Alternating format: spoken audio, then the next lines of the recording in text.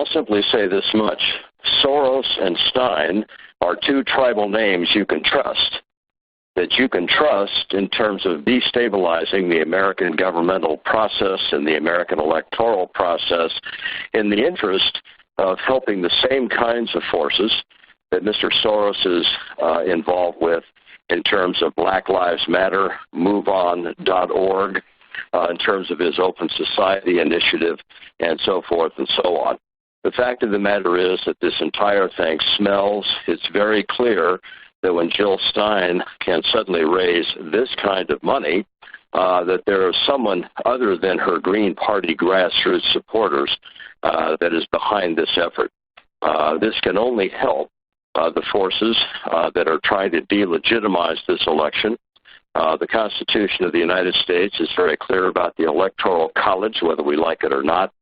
And the fact of the matter is that it is abundantly clear that when we look at what has been going on in American streets since this election and the kinds of people that CNN and MSNBC are promoting in terms of their coverage of these people on the streets to destabilize this process, it's quite obvious that Jill Stein, in my view, is a player, a major player for a hidden cabal that continues to manipulate results that it cannot deal with in terms of the way that the election actually went.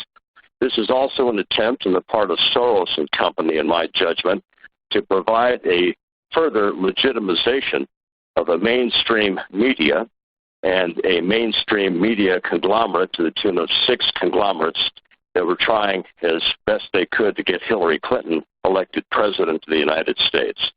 Is Donald Trump a messianic figure? No, he clearly isn't. Trump may, in fact, be co-opted by these same Zionist neoconservative elements that quite clearly preferred Clinton to be the president of the United States. But the fact is that Trump was obviously elected according to the system that we have. The Democrats will not concede the fact that white working-class Democrats in places like Michigan, Pennsylvania, and Wisconsin defected to Trump because of Clinton's clear support of going to war with Russia over Syria, Clinton's clear support of these globalist trade treaties that have cost these people their jobs, and the fact that these working-class Democrats in those states concluded the correct conclusion, and that is that Hillary Clinton is a crook. So Jill Stein and George Soros are, in fact, 2 tribal names that you can trust.